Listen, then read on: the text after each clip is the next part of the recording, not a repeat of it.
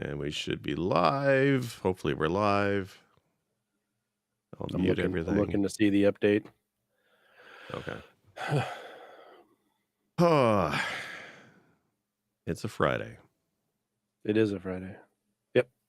We are good. We're live. All right. Fantastic. Everything's okay. I'm not lagging. How do we want to do this? You want me to host this one and go through the categories, or you want to host it? Sure. What do you want to do? No, you go ahead. Okay. I'll host something here. Come on, Roseanne. Okay.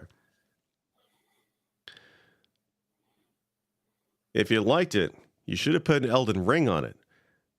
That's singular, not plural. Oh, I didn't do the today on.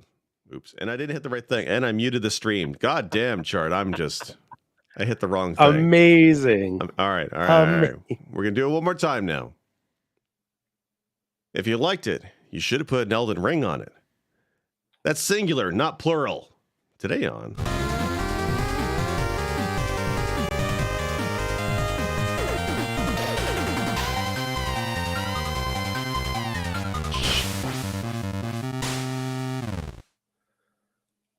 Welcome, everybody, to another episode of Press B to Cancel, the greatest podcast you'll listen to, at least until Monday.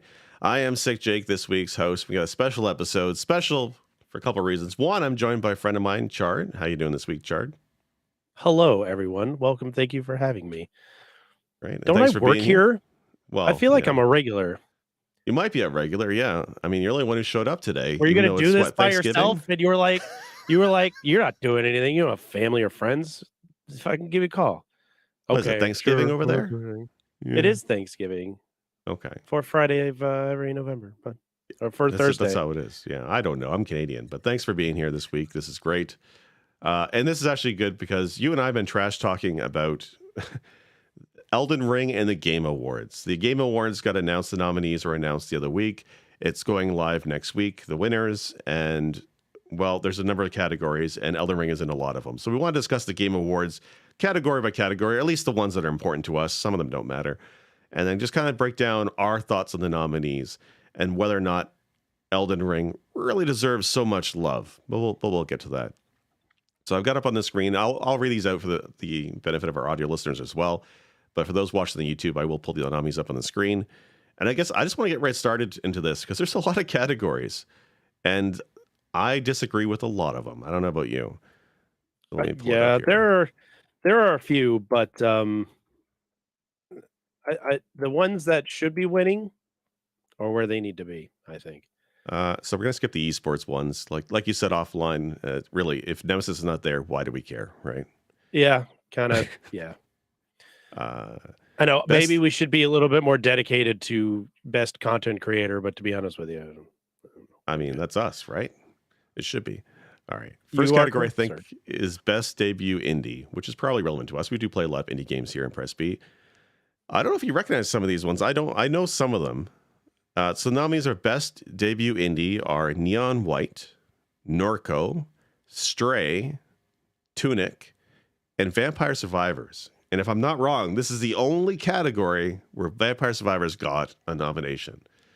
So what do you think about these games? Well, we know how we feel about Tunic. We did a whole thing about Tunic, whole thing about a Tunic. We created a Discord channel for Tunic that recently got overtaken by some other. It's still there. Thing that's on there. It's the Marvel Snap / Tunic sharing. Oh my god, I hate it here. I don't know. No, I think Tunic is spectacular. I was strongly impressed with it. Had way too much fun playing it. I went in with extremely low expectations, and boy, I'm glad that it turned out to be exactly what it ended up being. It was very engaging. I like that it was a mystery. We did a whole episode about this, so yeah. I won't bleed on. But we haven't talked about at all, and this is kind of a recent enjoyment, is the aforementioned Vampire Survivors. I've been telling you. You've been telling me lies, but I will defend. I don't know about Game of the Year, but I will say that I'm quite impressed with the playability of it, and especially with its existence on. And I got to say, the Steam Deck kind of turned me on to the whole thing. Anyways, when I sit in here and I'm not doing streaming or I'm not doing podcasting. Chart, Yep. you gotta stop. Yep. Why? What'd I do? I forgot to hit record. So so we've been talking for nothing. That's fine. Yeah, I'm sorry. No, you're fine. Don't worry about it. Okay, I'm gonna stop and start the stream again. Okay. Fantastic. We're on fire tonight. Yeah, we are. Sorry, guys. Hold on one second. I'm on fire tonight. Fuck. All right. Going live one more time.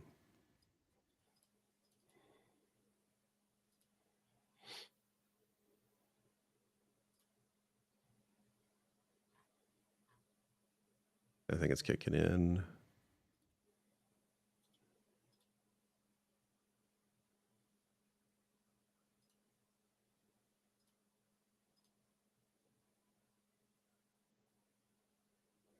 Maybe.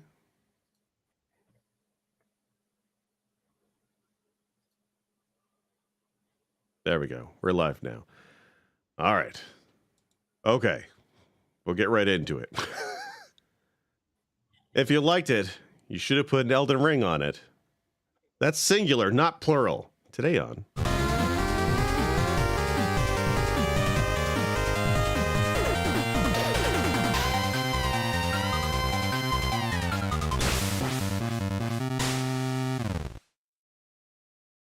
Welcome, everybody, to another episode of Press Me to Cancel, the greatest podcast you'll listen to, at least until Monday. I am Sick Jake, your host this week, but not alone. I'm joined by my good friend, Chardbunk. Chard, how you doing this week?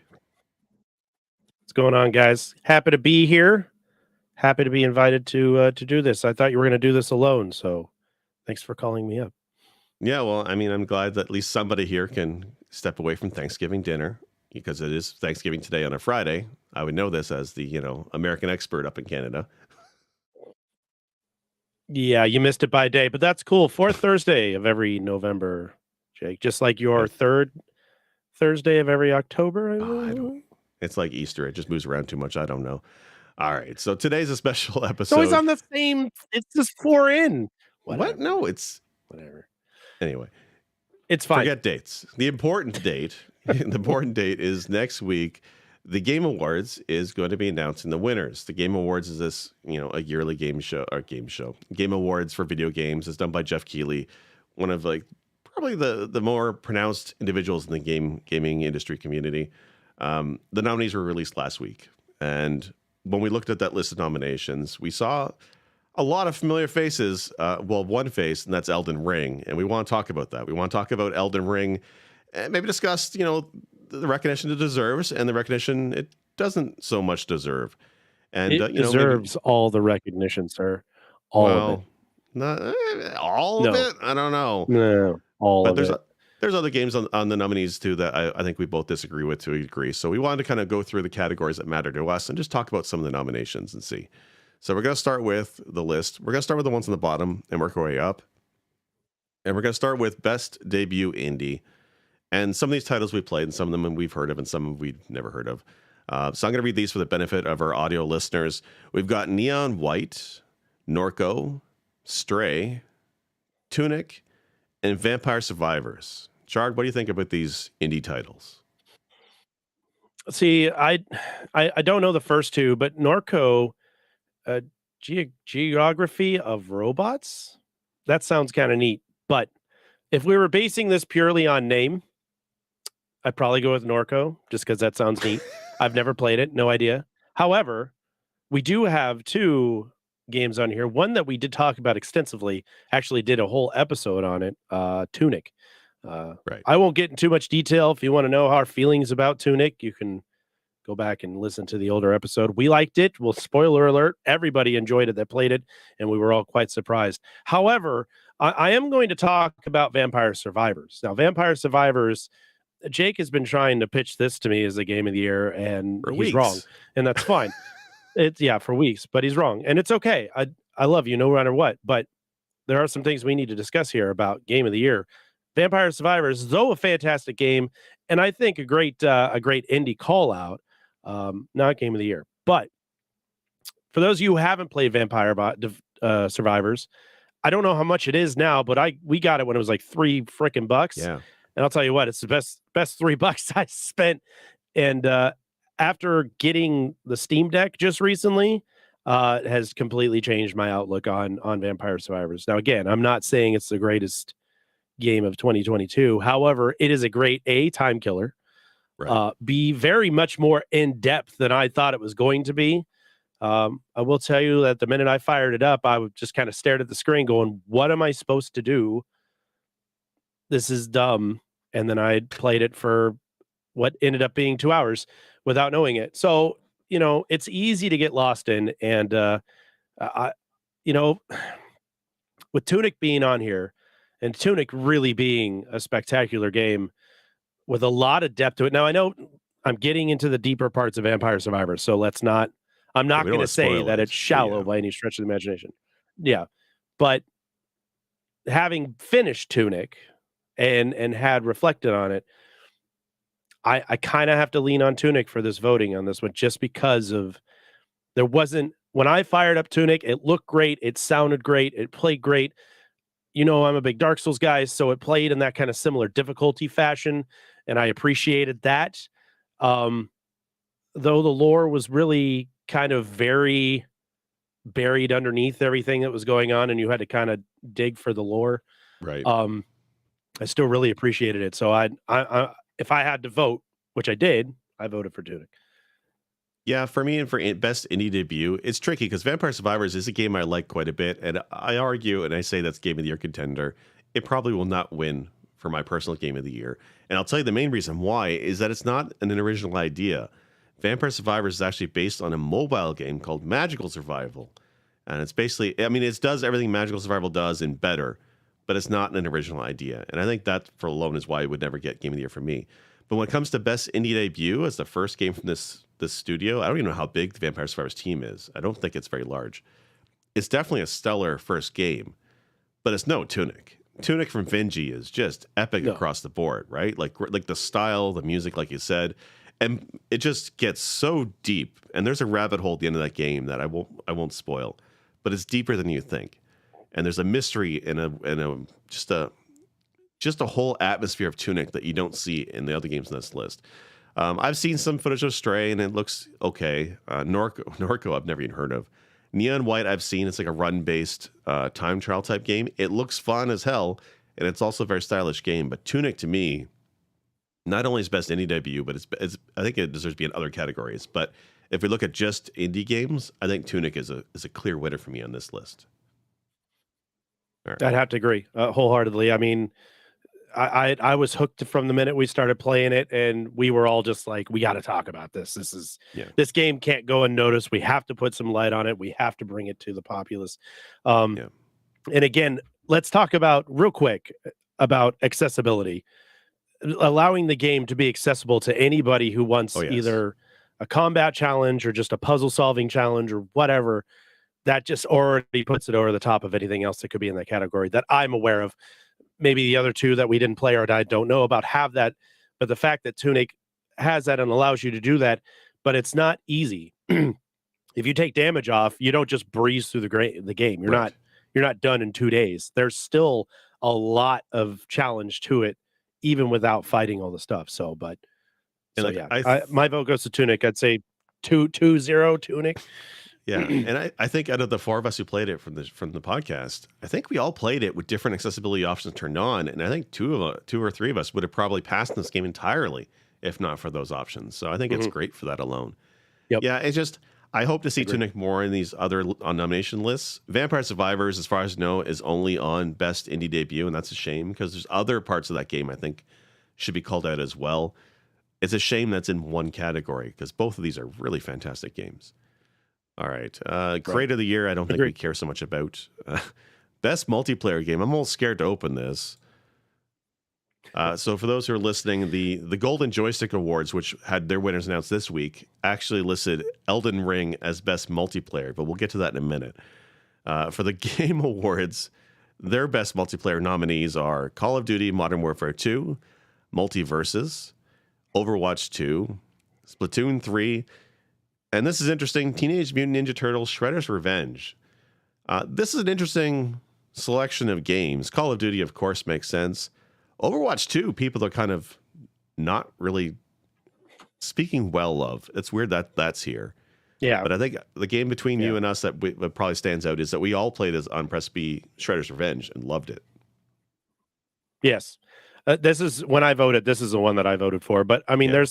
there's a lot of nostalgia attached to it. It reminds me of going to the arcade and funneling quarters into the original arcades, and it where there's been a lot of Ninja Turtle updates in the TV show and stuff like that. It still fell back to our old roots, our old nostalgia that we remember of playing with the Ninja Turtles. Um, It was fun. We played it for 2 hours and we finished it, but we wanted to go back at it again. Oh, for There's a sure. lot of replayability, even though it's just, it's just a beat 'em up. It's just a simple beat 'em up, but that's where I think it got us, or what. I can't speak for Jake, but I can speak for myself. I think it hooked me on its simplicity. There wasn't a lot of crazy button combinations. There wasn't some like you just getting your butt kicked by bosses here and there and all over.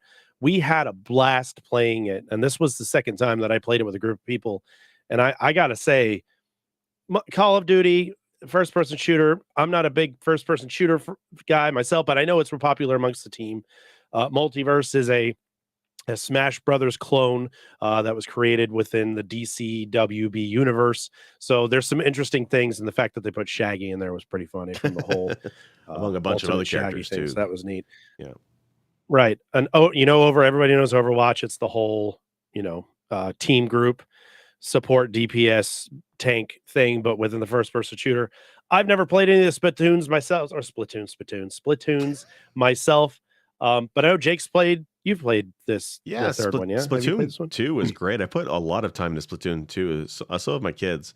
We bought the third game, and while it's good, honestly feels just more of the same. I don't feel there's anything stand out new that makes it better than the second game. It kind of just is more of the same. And I would even argue Overwatch 2 is more of that. It's the same idea with Overwatch. It's the same as Overwatch 1. Yeah. I mean, there's a 2 at the end of it. From That's the what only I've watched difference. and seen, Yeah. yeah, I feel like they just put a 2 at the end of it. And maybe there's Yeah. some newer characters that I don't know about, but it seems like more like they could have just made it a DLC and added these extra characters instead of putting, a big thing. I mean, it's free to play. There's some paywall stuff to it, but it's free to play. So I can't argue about they made the game free, but Ninja Turtles was chef's kiss. And we're a retro podcast. So I mean, We're it's biased. gonna kind of we're a Yeah. little biased. I mean, let's not argue about that. So my vote Yeah. goes Shredder's Revenge without question. But I will say, like, Splatoon 3, Overwatch 2, more of the same. Multiverses is a Smash clone, and then Call of Duty. I mean, I'm sure it's great for people, but it's Call of Duty. So how interesting is it that out of all the multiplayer nominees, 4 out of the 5 are rehashes of previous games or clones of other games? That Right. seems really weird to me. Shredder's Revenge. I mean, it's a reboot of a style of game from the 90s, but still, that's the most unique on this list, which is kind of interesting to me. But yeah, I mean, Shredder's Revenge is fantastic. So I think I voted the same way as well. I mean, the rest, whatever. So that's interesting. So that's best multiplayer. We're 2 in, and we haven't argued about anything, Jake. Well, I'm just saying. the ones at the top are. We'll get there. We're leaving the heat for the oven. Best sports and racing. I don't know. Do we care about these? No. Sports and racing. I like to leave my sports on the TV, and I know you're Yeah. not the biggest sports fan out there, so I'll leave that category to myself. Yeah. Skip that one. What else we got? Some of these categories are a bit fluffy. Like there's a best adaptation one, for example. We're just about films and stuff, and it's silly. Can we look at the best up and coming? Can we look at that one and maybe judge that one a little bit? Oh, most anticipated Yeah, let's game? see what's yeah, that one. Okay, so most anticipated game, basically games that have not released yet but are coming out. Final Fantasy 16, Hogwarts Legacy, Resident Evil 4. Oh, that's the remake. Come on. Mm-hmm. Starfield. That's the remake. We'll talk and about Legend that. of Zelda, Tears of the Kingdom. Yeah. And this is why I like the Game Awards, to be fair. I like it because it's basically an excuse to show trailers for upcoming games. Like, I mean, the award shows like the Oscars, the Globes, they're all the same. They're all fluff. But I like the trailers. But it's interesting they have a category for games that aren't even out yet. Right. I mean, yeah. How anticipation. There's so many games that are coming out that are highly anticipated. Yeah. But and we talked about this here. I have a beef with this personally. There's 2 things in a category that I think should not be allowed in. This is all personal. You can hate me for it. I don't give a crap. 1, remakes. I love Dead Space. I'm a big Dead Space fan. It's coming out in January. There's a remake of it. I would not vote for it because the game's already out. Yes, you did some cool stuff to it. You made it look different. You cleaned it up, whatever. Who's to say it's not the same exact game that was released a while back? And is it because it's more pretty or it's more done up that it gets the nod now? As much as Resident Evil 4 is very popular and a lot of people like Resident Evil 4, I don't think the remake should be in here. That's just my personal opinion.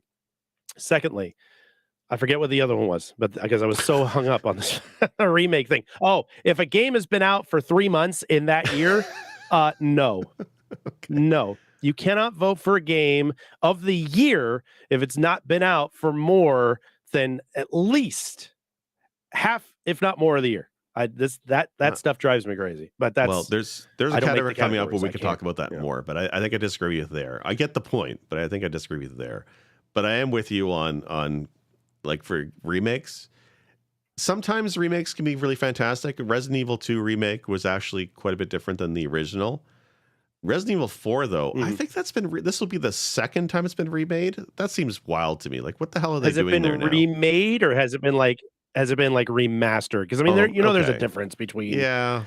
we Okay. splash some paint on it, it looks better. Yeah. But if you're gonna remake something, and let's take Dead Space for instance, they are doing a whole bunch of new stuff to it and Right. adding some aspects that they didn't have before, like the computer, the AI randomizer that's going to be in there, and all that other stuff. Who's to say they're not going to do the same thing?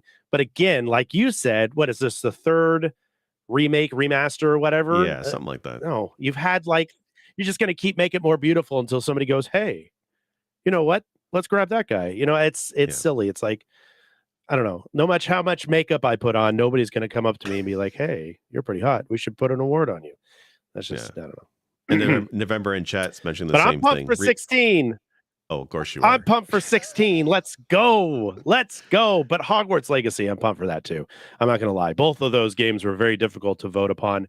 Um, Yeah. I'm a the family's a pretty big Harry Potter nerd over here, so having an open world Hogwarts type aspect to the game where you get to choose your house and all that stuff, that's like every little fucking nerd's dream, right? I mean, it's You're not it's wrong. gonna be cool. Yeah, Yeah. like when I told my wife about upcoming games, and like she doesn't play a lot of games, but she's into certain games pretty heavily. And when I mentioned open world Hogwarts game where you get to join houses and do spells and stuff, the first thing she said is, "Well, is there Quidditch in it?" No, but everything else she's pretty hyped for, and that's okay. Yeah, I think that I will be loved interesting to GameCube see. Quidditch. I You're probably the loved only GameCube only Quidditch. one. I played the hell out of that game. I I don't know. did it. For me, it's So dope. Starfield because as janky as Skyrim and all the Elder Scrolls games are and Fallout, I still love those games, and it's been so long since we've had a new one. So I can't wait for Starfield. I'm trying to imagine Skyrim in a sci-fi setting. I don't know if I can wrap my brain around that. I hope it's good, so I'm hyped for it, Right. but we'll have to see. I think my problem with Starfield is that I've been overly saturated with Skyrim and the 18 different variations and versions of Speaking Skyrim. of I love remasters, Skyrim, don't get me wrong. yeah, Yeah. I absolutely love Skyrim. I didn't get to finish it, but I loved the Skyrim playthrough. I really like the Elden Scrolls like look and feel. yeah. Elder Scrolls, not Elden. But I think Starfield's going to be really cool, but I need to see it. That one needs time to kind of marinate for me for it to be like, oh, it is something new. It's not the same thing as Skyrim and its 18 other variations that's been released. Wait till But the mod community gets their hands on that crap. oh, yeah, that's when you have every time there's a new Elder Scrolls game, the mods is what defines it, like 3-4 years after the fact. The one thing about Final Fantasy 16 I want Right. to bring up that's weird to me is there's some controversy in the news when during a conference somebody asked Yoshi P, who's the guy who did Final Fantasy 14. He's doing 16, or 14, yep. he's one of the producers or something on it. And somebody asked him, well, how come to be honest, there's not a lot of people who are not white. It's mostly a white cast. And his answer was honestly kind of lame, especially when there's been games in Final Fantasy in the past that have been more diverse in their cast. He basically said they were trying to build a world that was based on the Renaissance or medieval periods and left it at that, as if to say there was only white people in the Renaissance and medieval periods. and you're trying to keep a realistic spin on Final Fantasy, are there chocobos in this game? Are you summoning shit? Yeah, There yeah, are. you There are. were no, there were chocobos in the Dark Ages. So That's there. No, there wasn't a yeah, lot of information back then. We don't know. yeah, it's kind of it was Stupid. kind of a lame answer to it's not exclusive to Final Fantasy 16. There's many games where diversification is bad or is lacking, right? And I'm Right. not saying the game's bad, but it's just Right. when you look at games in the past in the series that had some great characters that were not white, right? Like you had like was it Barrett in Final Fantasy 7 is a classic character. Mhm. 12 had one. No, not Mhm. 12. Was it what's his name? In 11, the No, one that you like. What was his 11? name? 11's the 11 or online one. 12 12? 12 is the 12 is the one um that's like tactics. It's in the tactics Yeah, world. That's 12. there was one of maybe it was 13. There's a few games where there's a good better cast than this seems to have. Oh yeah, Anyway, 13. No, yeah, Zash.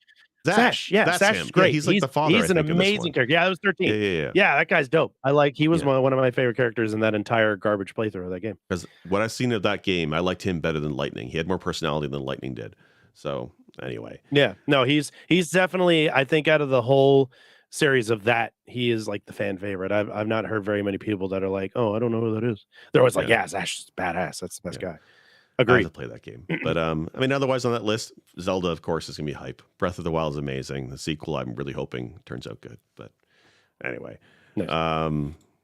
Sim and strategy. I don't think we care about these ones, do we?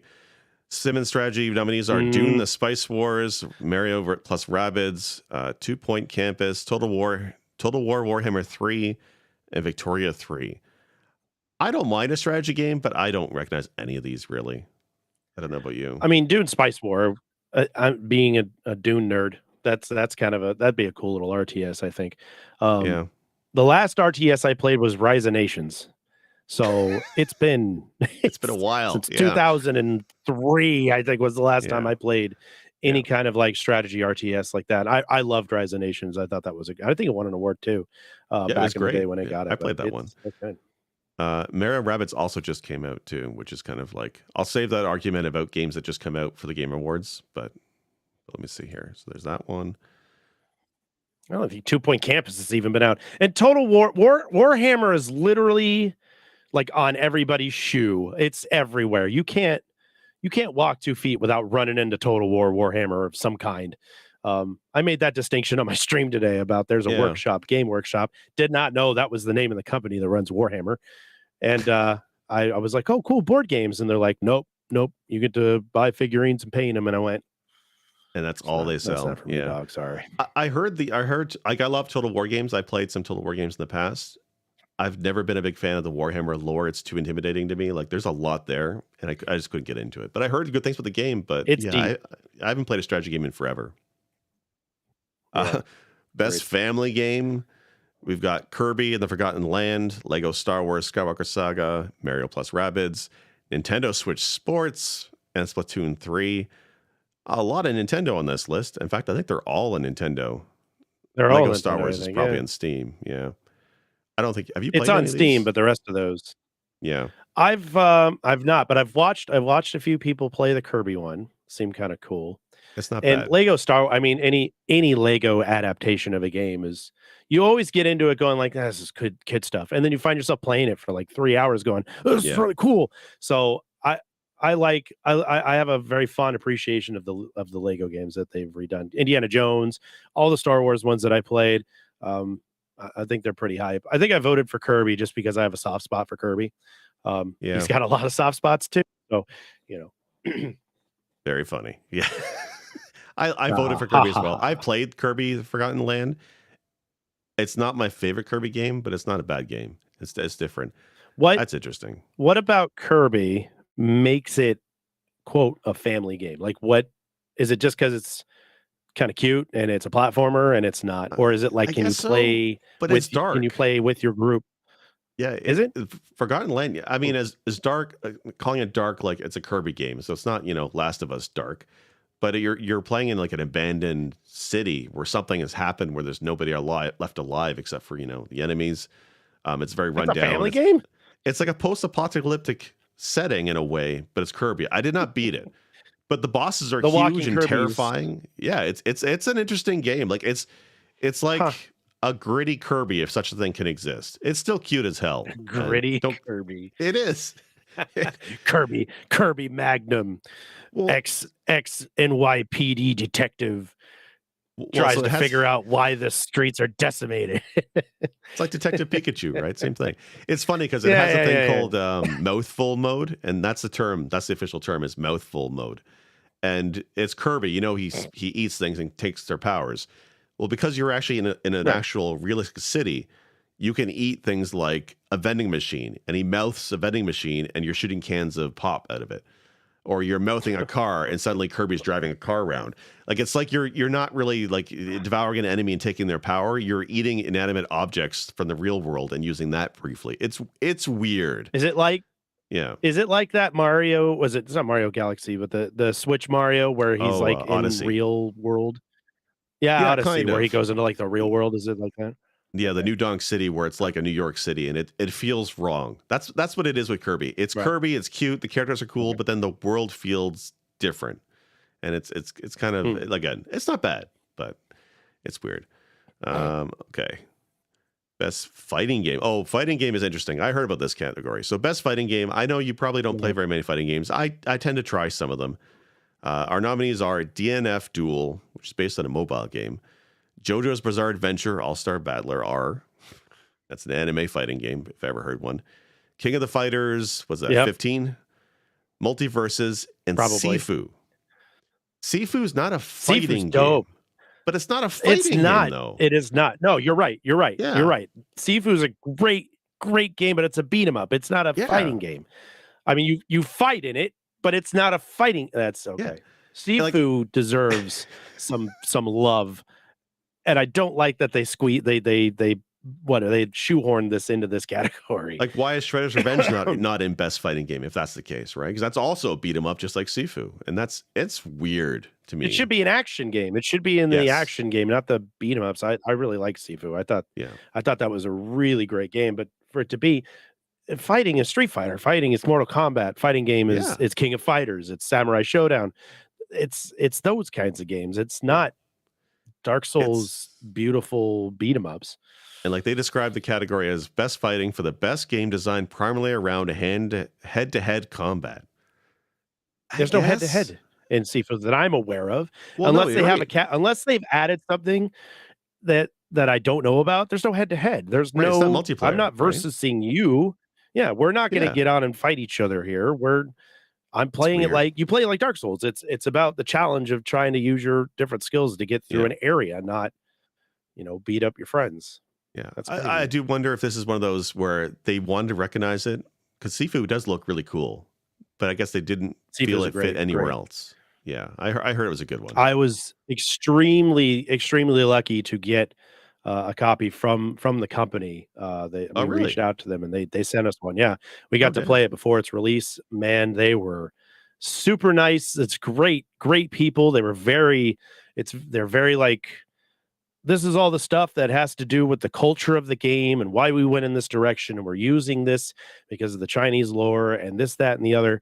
And then we played it and it was like this is fun, this is fluid, it's hard, it is very Yeah. difficult, but that's a game I need to get back into. That game was spectacular, and it shouldn't be in the beat 'em up in the fighting, it should be in the beat 'em ups, Yeah. and it should win an award because it is that good. Like honestly, I wish they put that more into indie debut. I guess I have to look at the studio more and see what they've Mhm. done in the past. But yeah, Yeah, that would make sense if they put it in indie, yeah, but they always make when you talk about indie games, they're always these oddball, cute little games that, yeah, I mean, Vampire Survivor is not cute, but it's still oddball. It's still off the cusp. It's not you don't get Vampire Survivor because it looks like Skyrim. You don't get it because it looks like I don't know, Bubble Bobble. You get it because it looks interesting. It's got retro elements and aspects, but it's got a weird play style, and then it's just survive, and that's all it right, is. But when these people rank the indie games, it's always got to be some weird, quirky little kind of game, and I yeah. I hear and you. I don't always appreciate that because Sifu is technically an indie game, but it's more, I don't know, it's not quirky. There's not a lot of cork to it. It's not this weird little the Michael Cera of frickin' games. You know what I'm talking about? Right. So November in chat's mentioning that they did Absolver before, which is another game I heard good things about. But because they've done another game, this is not their debut. So you know what, and that makes sense to me that they couldn't put him in indie category because the way they worded it. So they had to put him somewhere else. It's just a shame that's in the fighting game category. So At least it got love. I mean, at least it got some recognition, and I'll hand it to that. But I don't know. I wish they had put it in someplace extra, but at least it's there. I shouldn't be mad that it's in a weird category. I should just be happy that it's there. So I'll take that. And I'm sure they are too. I'm sure they're like, well, hey, at least we're here, right? At least we made it. So you know, if they called me the greatest Coke drinker, at least I made it into the awards. You know, even though I hate Coke. Just don't give it to Dr. Pepper. Yeah, so here's a category. This is one that makes sense to me. This is best role-playing game, and the nominees are Elden Ring, Live Alive, Triangle Strategy, Pokemon Legends Arceus, Xenoblade Chronicles 3. Okay. I like Elden Ring. I really do. I like it a lot. And I think, yes, best role-playing game. I think it deserves best role-playing game. I have this weird thing about role-playing games. Okay. I'm going to go in a direction you're not expecting. Yes, I love Elden Ring. I'm a big fan of it. We've been talking trash and how I said it should win every goddamn category it's in. Yeah. But to me, Elden Ring doesn't always feel like, I mean, it is an RPG, right? You grind, you get your stats up, you get better, you get stronger. That is the epitome of an RPG. But I always feel like RPGs are stuff like Live Alive, or Arceus, or something that's turn-based because Final Fantasy 15 is technically an RPG, and Elden Ring is also technically an RPG. But I always look at it differently because I love Elden Ring and because I don't know a lot about the other games on here other than like Live Alive and Xenoblades. I'd vote for Elden Ring just because I love Elden Ring, but it still seems like to me in a category, it is. I know it's a role-playing game, but this is a me thing. This is not a thing. This is a me thing, and it's hard for me to swallow Elden Ring being, because it's so much more action-packed. When I think RPGs, I don't think, I'm dodging and rolling and I'm trying to get through it. I don't think that. I think that's action. That's action, beat 'em up slashers and all that stuff. When I think RPGs, I think I have to strategize on how I'm going to do this. And I know you strategize when you play Elden Ring. I know that because I did it. I sat there going, how the hell am I going to get around this? It's a weird way for me to be displayed. So I'm picking Elden Ring because I love Elden Ring. But that's my basis on how RPGs are. But again, we're old, Jake. We're old people. We're in our 40s. We played Final Fantasy when it first came out. We played Dragon Warrior when it first came out. It was my friends would make fun of me because they'd say stuff like, "Well, man, I don't want to walk around and just get attacked randomly. That's so fun." That to me is an RPG. That's what I can't see, what I'm up against, kind of thing. So I don't know. So the thing with this is RPGs when we played as a kid, right? The Final Fantasies, the Dragon Quest, all that stuff. That all originated because of games like Dungeons and Dragons being exported over to Japan and them taking their own unique spin on Americanized role-playing games and doing their Japanese versions of it. And they had similar tabletop games. And it was always stats heavy. And the original Final Fantasy games were stats heavy. It's really only recently that more modern RPGs kind of get away from that. But Elden Ring is a stats heavy game, and I've always felt they don't explain a lot of those stats, just like they never did in the old RPGs. So for me, this feels like an old school RPG in a lot of ways. So I think it's absolute RPG, and I mean I voted for it too in best role playing game. The rest of the games here, like I played Arceus, it's okay, but it's not that great. Live Alive, I've heard nothing but good things about. I watched Peebs on Twitch play a little bit of it. And I know it's a remake of a SNES game, which I never even heard of until this got announced. I want to play it, but I mean, Elden Ring is such a great role-playing game. I've got to stand by this game was already out in its lifetime. And and now it's up for an award because it's a remake. Well, it wasn't out that here, was one of the things that right? But it existed here. Like it existed. I don't know. Yeah. With the way technology is today, nothing is safe. I can get anything from any region or country that I want and play it here on any of my many displaying things. But I mean, you're not going to go back and be like, let's just say, and I'm wrong. Let's just say that this came out in 1995. Let's just say, I'm not saying it is. I'm probably wrong. I don't have a lot of information about it, but they're not going to be like, oh, this game came out in 1995. It's 2022. This came out in 1995, and it finally has reached notoriety around the world because we've unlocked, regional access to things. Let's go ahead and throw it in the Game Awards, even though it's, 30 freaking years old. I get that. I get it. I don't know. If it already exists, it's like, I don't know. I don't know. It's a pretty dramatic. dramatic It has to be a me remake, thing because yeah. It didn't exist in the it didn't come out in North America. It was not translated. Honestly, many people didn't even know it existed. It was a sleeper thing for a lot of people over here. And it's a drastic remake of a game that's 30 years old. So I don't know. But anyway, okay. So Elden Ring, probably fantastic, and it probably deserves whatever election it gets. And I need to give it a shot before I really kind of poo-poo it. But all right. I don't know. Let's look at one of the most generic categories imaginably named: Best Action/Adventure Game. Best action adventure game. I bet I know what's in there. Combat with traversal and puzzle solving. Nominees they gave were I bet I know what's in Requiem, there. God of War Ragnarok, Horizon Forbidden West, Stray, and Tunic. Action adventure with puzzle solving. See, how is that?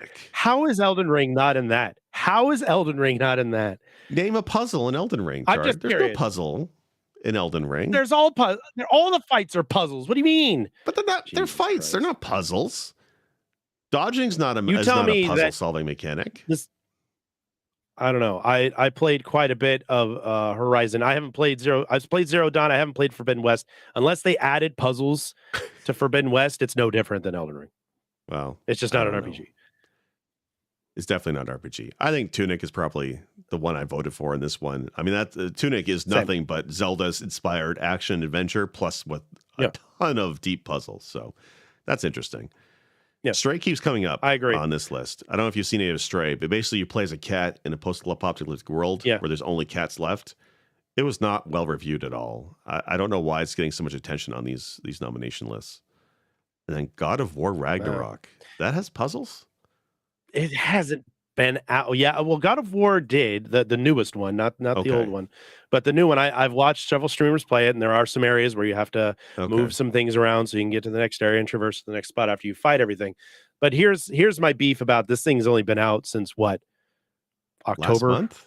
Is it maybe October? A little bit before it, or I think it was October. I don't think it's been out that long, and it's already up for Game of the Year. It hasn't been out that long. Like, come on. That to me just means, listen, we've been waiting for this game to come out forever. Now it's out. It's automatically going to be good because the first one was great.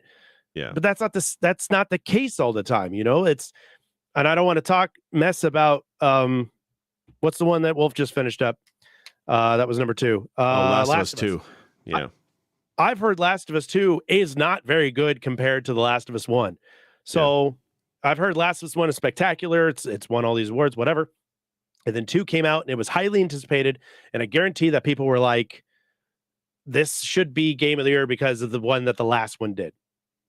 You need to give it time because maybe it sucks.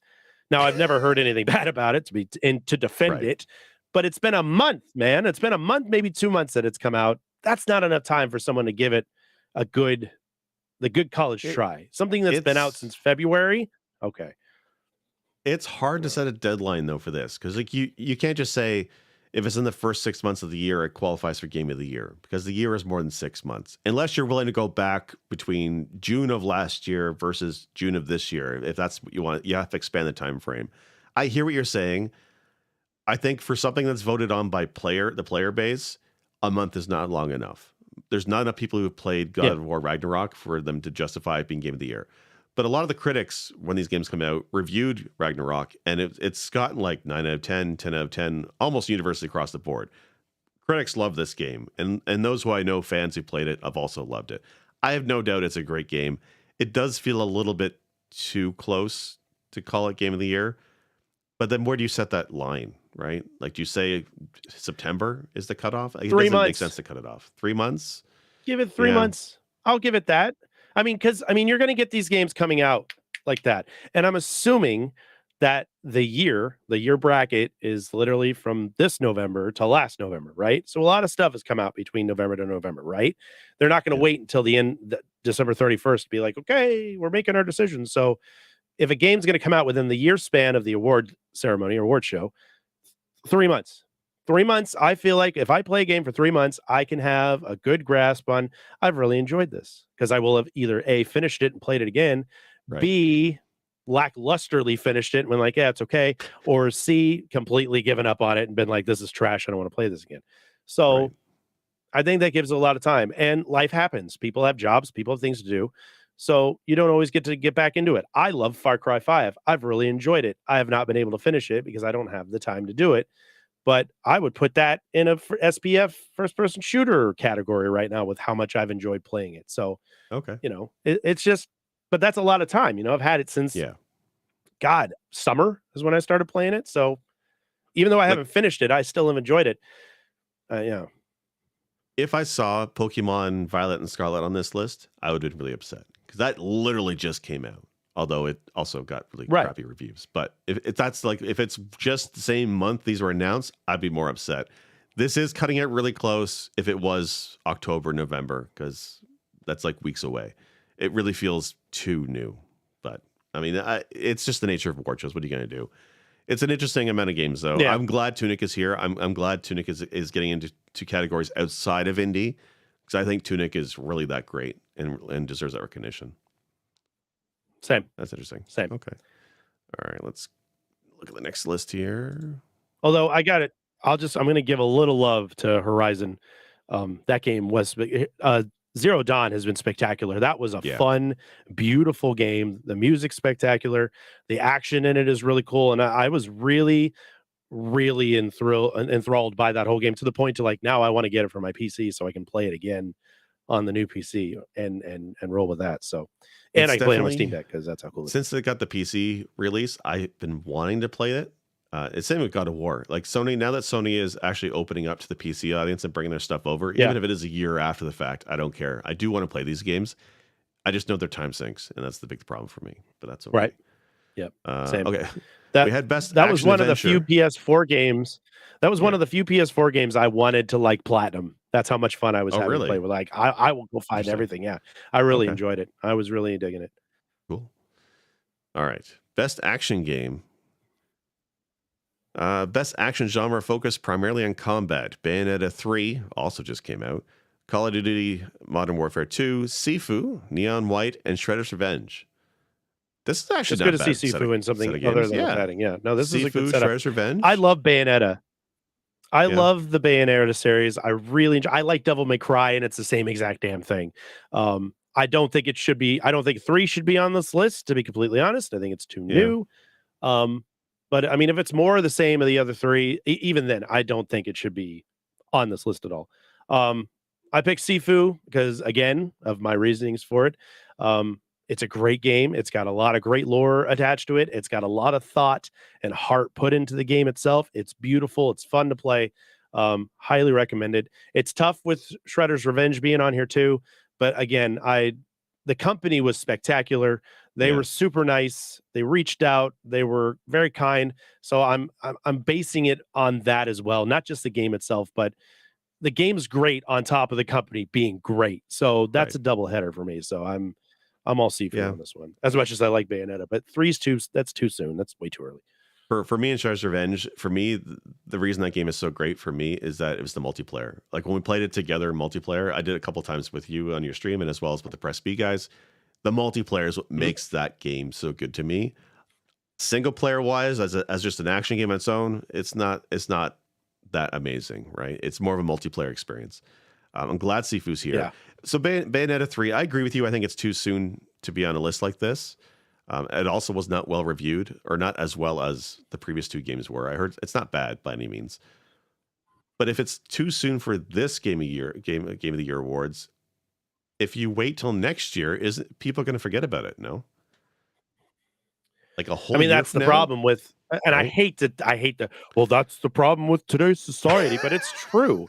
We are easily distracted. I am easily distracted. We're all easily distracted by the things that are going on in this world.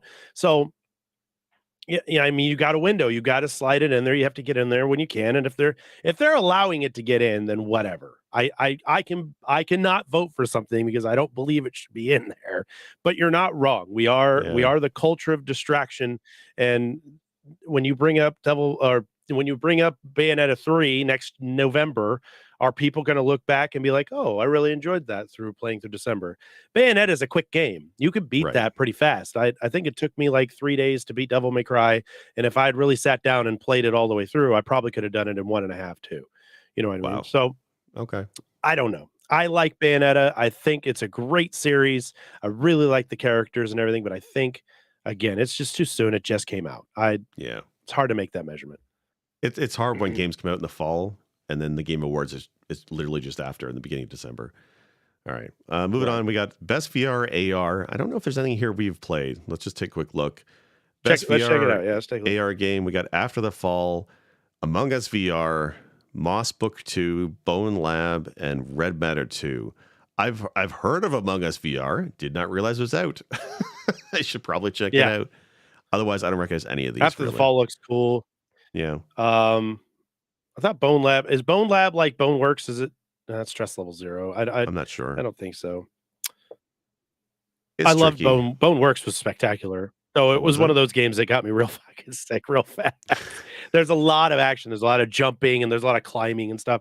You get tired playing Bone Works. That's a good workout. I might have to start doing that again so I can lose some goddamn weight. But yeah, I need to get more in depth with my VR AR side, I think. Yeah. Some of these look really neat to play. So the only VR game I've only played really 2 this year, and one was Les Mills Body Combat, which was an exercise game, which you can tell I play regularly, and the other one was VR Chat. I play a lot of VR Chat, but I mostly play VR Chat because of the mini games that are within it, and there's actually a very janky, very wonky homebrew version of Among Us in VR Chat. So I'm actually curious how the official version compares to that. Oh yeah, VR Chat has a really great Among Us thing, and it's hilarious. Like the avatars. I'm sad to not see stuff like. I'm sad to not see stuff like Phasmophobia or Devour, or those games that have these new, because Devour just came out with the VR playthrough, and that brings that game to a whole nother beast. Okay.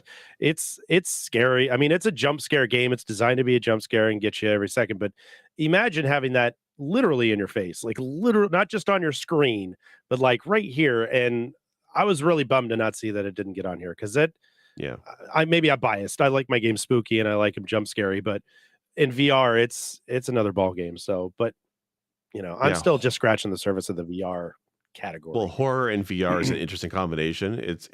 You're right. It makes it a whole new level for horror games. I like horror games. Scares the shit out of me though. November in chat is mentioning Bone Lab is the same developers as Boneworks. So is it? Okay. Yeah, Boneworks I know is really good. Yeah. I should check it. It looks like the dummy from Boneworks. That's why I was like, is it the same people? But I didn't. It is Stress Level 0. That is their name. Okay. Yep, you're right. Okay. I'd like to I need to look into that. Okay, next category, innovation accessibility. I'm going to assume Tunic is in here. If it's not, I'll be disappointed. Recognizing software and hardware that is pushing the medium forward by adding features, technology, yada yada, for being enjoyed by a larger audience. As Dusk Falls, God of War Ragnarok, Return to Monkey Island, Last of Us Part 1. Last of Us Part 1. And The Quarry? See? Now let's talk. How is Last of Us 1 in this category? It's been out for a while. So why is it in this year's thing for accessibility? Did they have an update? Well, there's a remake. Why? Or a remaster, right? Oh, is that the remaster that's coming out? But that's not the that's not the remaster. That's the original, yeah? Yeah. Isn't it? How is Ragnarok there for accessibility? They must have really in-depth options. Like, how is Tunic not on this list? Like, Tunic is like agreed. Like night and day. Accessibility is what makes that game so greatly enjoyed by many different people.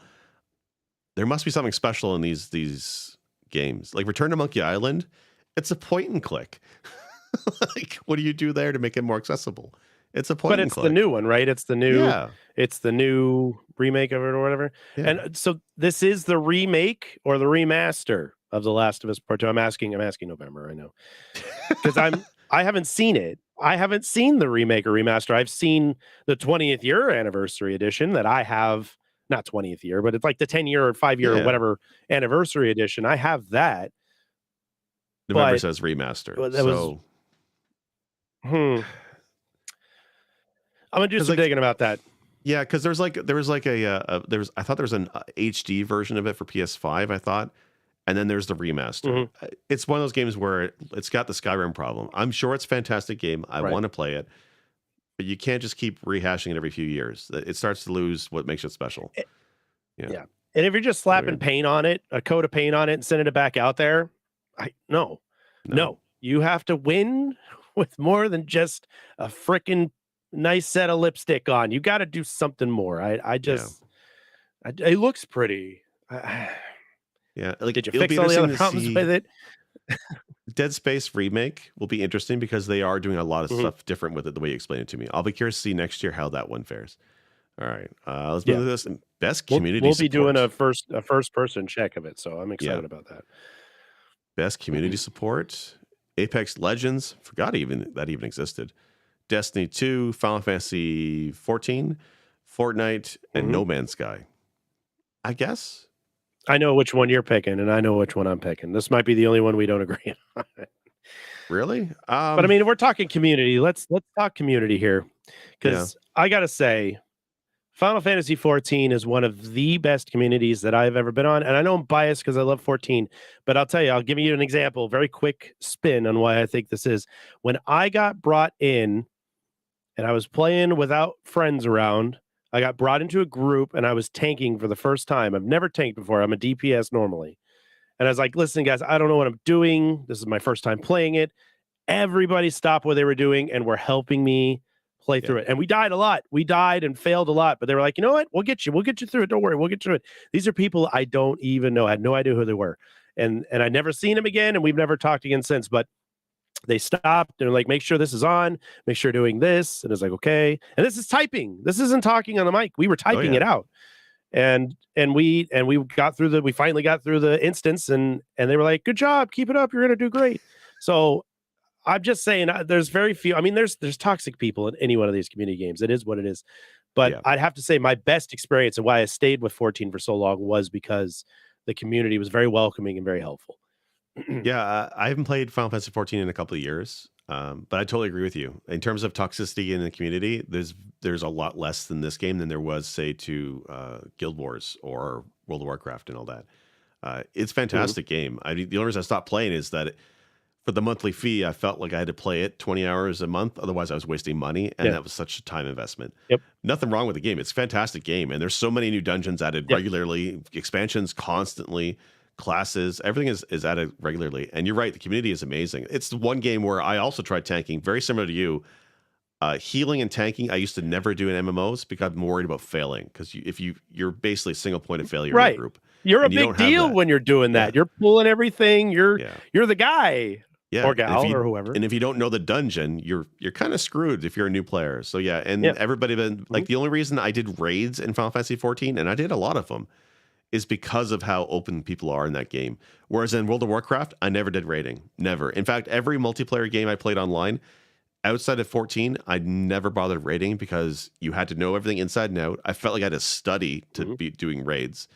And I felt like if I screwed up, I would get chewed out online. It's just a terrible environment. 14 never had that problem. So 14 Yep. is great. No Man's Sky.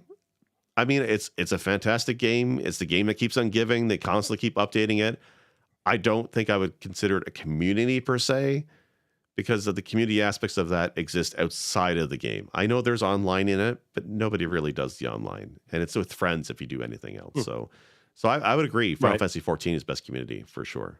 Like best community Was support. not expecting that. That is a pleasant surprise. See, we could agree sometimes. Just we won't for the Sometimes. last few I think we've listeners, been though. honestly, we've been agreeing through most of this Yeah, entire time, to be yeah. honest with you. Well, let's keep We've that been love very train going. tame. We've been very tame. Best Choo-choo. mobile game. Here, I know we're going to agree.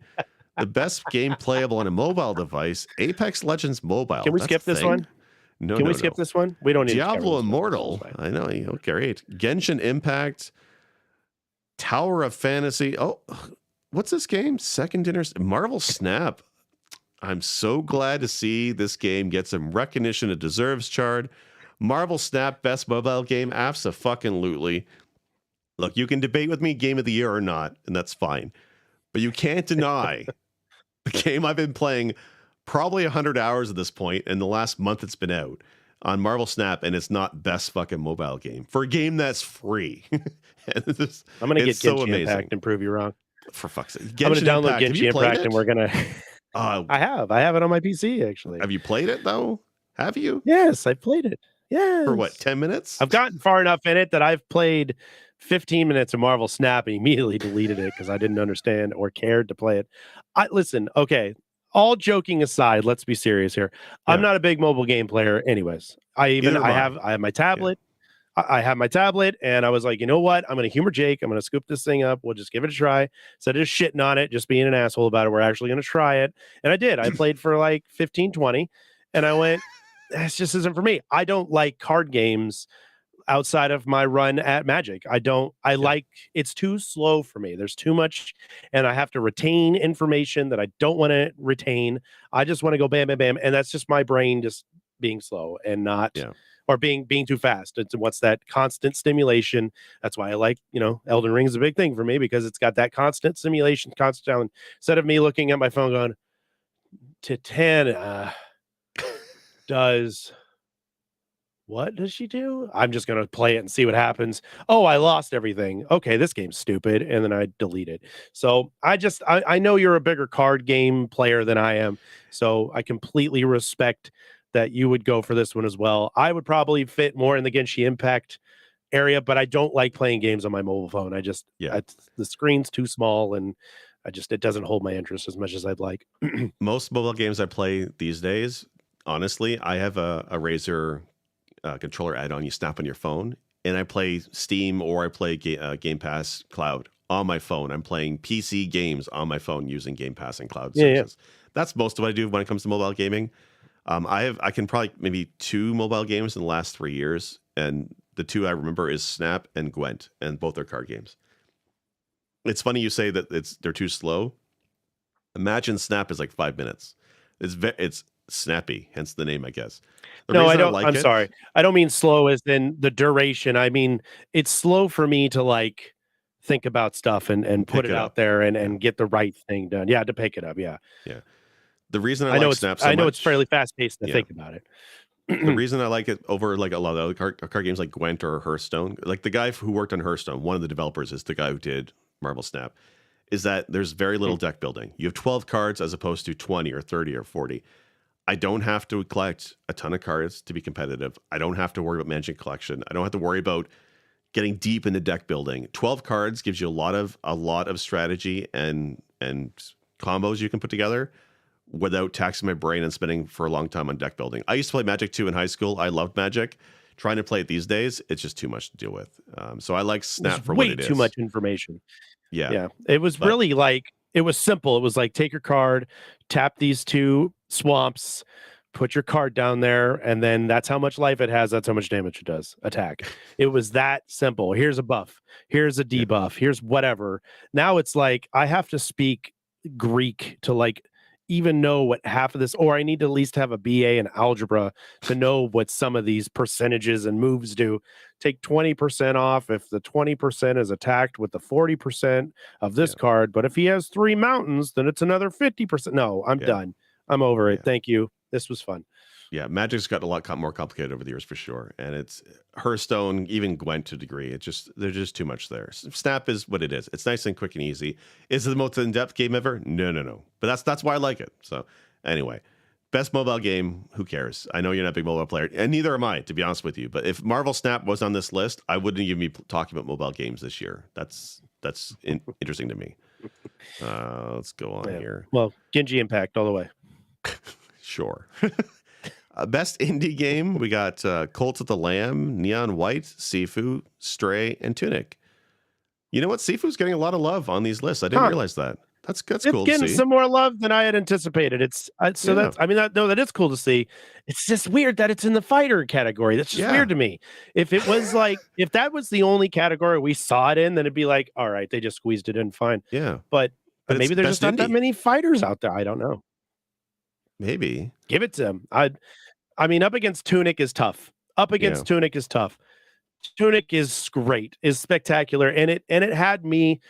I haven't finished Sifu. And it's not because I haven't wanted to, it's because I haven't had time. But Tunic, and I don't know if it's because we were trying to do our homework and I was doing it. Listen, Jake, here's a challenge. Tell me we're going to do an episode on Sifu in the next couple of weeks, and I'll go finish it and I'll get it done. It's the same thing with Scorn, right? I took 3 days to go beat that stupid game. But maybe it's because I don't want to say I don't have a reason, because it's a fun game and it is fun to play. That game is hard. It's really freaking hard. Yeah.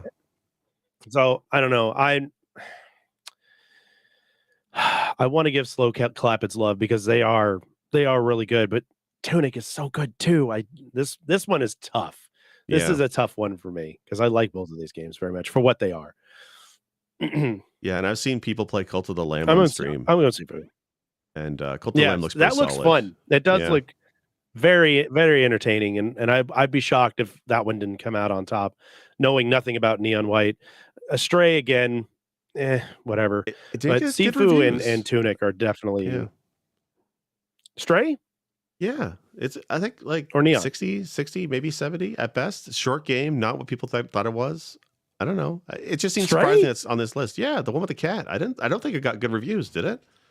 Let me check real quick. Like, this is a category where I would like to have seen. Did it? Let me see. Stray Metacritic real quick. No. Like, if Vampire Survivors on this list, I would be happier, to be honest with you. Right. Agreed. I don't know. I feel like Stray was, those movies or shows or whatever that came out, and people are like, they weren't very good, but people are like, no, they're really good. You should really like this. Like, they're trying to shove it down your throat. Like, it's really good. It really is good. And everybody's like, but I played it. I didn't enjoy it, but like, no, it's really good. So it keeps popping up in awards. Like, you're like, oh, maybe I should give it a shot.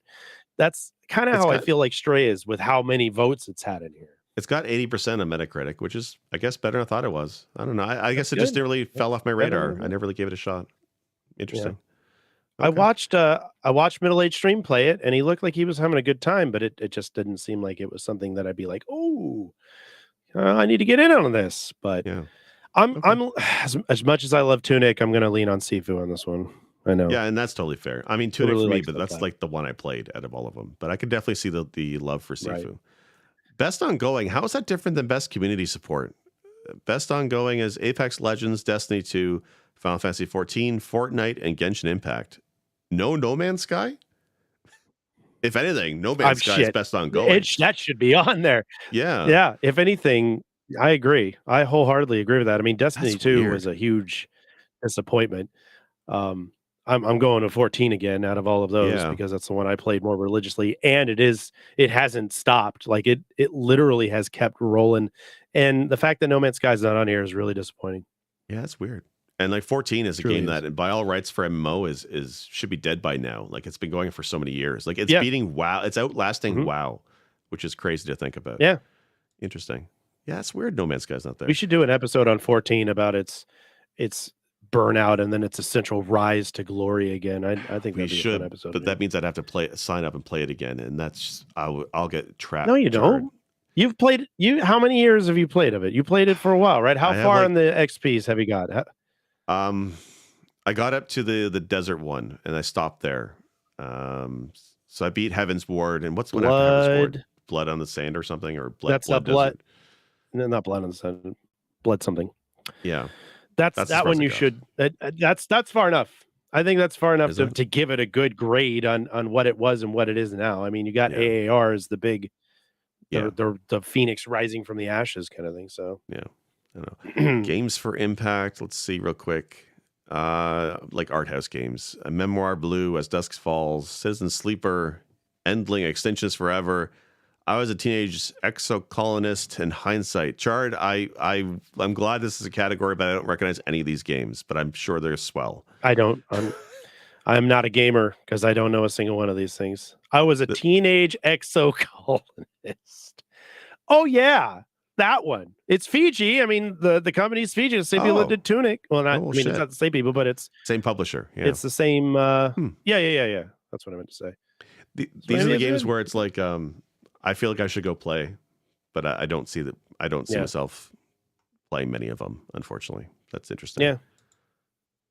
I feel you on that. I think there was one last year. I'm going to vote for. I'm going for Finji just because they made Tunic and Tunic's dope. There was one last year, I think it was called, or 2 years ago called, I think it was A Dragon for Cancer. And it was a really fantastic, I don't want to call it a game, but it was a very fantastic interactive thing about a family losing their son to cancer. And it was heartbreaking, but it was really good. That's what Games for Impact is. There's yeah. I mean, there's a lot of stuff like God damn it. It's like the tell your own story games. Medina, something of Medea, and God, where you're not controlling anything, you're just controlling the story, and your decisions change this how the story like goes. Yeah. Man of Medea is one of them, and then there's the Until Dusk or something Dusk. I think it's Until Dusk, where you're not controlling the characters, you're just controlling the story. And I feel like that is that kind of a game should be in that category personally. But that's me. All right. Almost getting there. Now we're getting to the meatier ones. Best performance. Ashley Birch, Horizon Forbidden West. Charlotte McBurney for Plague Tale Requiem. I don't recognize any of those people. Christopher Judge for Ragnarok. He's from Stargate. I love him. Manon Cage for Immortality. And Sunny Suljic for Ragnarok. Ragnarok's voice cast is pretty damn great. Christopher Judge as what's his name? What's his name in this? What's his name? I don't remember what he was in Stargate, but I recognize him. I do. No, he's Teal'c in Stargate. What's he in Ragnarok? What's the guy's name? Oh, I don't know. I don't know. I haven't played Ragnarok. Dad of War. I just know him as Dad. But just his tone, his voice when he's talking to Atreus. Kratos. That's the name. Kratos. Yeah. The long day. There he is. Kratos. But anyway, his voice as Kratos is pretty damn good, and it like wipes away the acting of the previous games. I don't even know if there was voice acting in the old games. But I don't know. There wasn't much. If there was, there is like cutscenes and stuff. But yeah, and then I like the original God of Wars. I'm a big fan of them. So, and Horizon had decent voice work too. I remember hearing a lot of that too. So same. Right. I think she plays. I think Ashley Birch does Aloy. I think Aloy, the main character. I think, and I do like her inflection. Listen, if we're going to talk about this, her inflection about surprise and her reaction to things, it sold me. It was sold. So I like. Really, I heard it got a little bit draining after a while, right? Like, oh, there's it could be, but I mean, you got robot dinosaurs walking around, man. Yeah, I mean, yeah, sure. There's a lot. She's also the voice of Tiny Tina, I think, in Borderlands. Oh, if I'm not wrong. Yeah, she's a great voice actress. Anyway, I really have no vote in this race, but I thought it's interesting.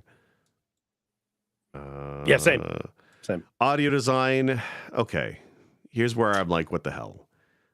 Best audio design, game audio and sound design. You got Modern Warfare 2, Elden Ring, Ragnarok, Gran Turismo 7, and Horizon Forbidden West. Audio design for Elden Ring? Really? You play that thing with a 7.1 headset on? It's cool. It's cool. It's sound design. I mean, listen. When you're riding torrent across the lake, right, and you're splashing in the water, and then a dragon comes out of nowhere, and all the sound and stuff, and then the music kicks in, and that I liked it. I'm a fan of it. I thought it was very impressive with everything going on. I felt. I mean, this is sound design. It's still audio, right? But we're talking about audio and sound. We're not talking about music. So I don't know, with the clashing of the swords and the blocking and everything's the timing and everything. It works really well. I mean, a thing in Gran Turismo 7, things sound like cars driving by. There's the Doppler effect when something goes by you real quick. Yes. But I mean, how different is that for God of War? How different is that from Call of Duty? You're getting guns shot at you. You're getting swords and things hitting together. You got God of War sound design, same thing. I'm going Elden Ring because I love Elden Ring. I just think the sound design was really good for it, personally. Like, I love Elden Ring. I'm going to keep saying that.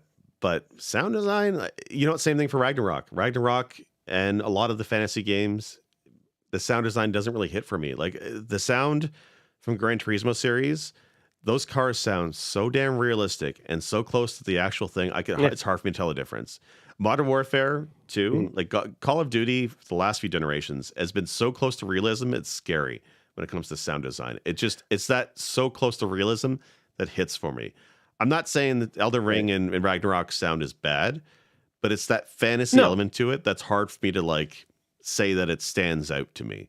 I think Modern Warfare 2 or Gran Turismo would be my pick for these ones. But, That's fair. And there's some realism to that. And I'll argue that. But Here's where I'm going to spin it a little bit more.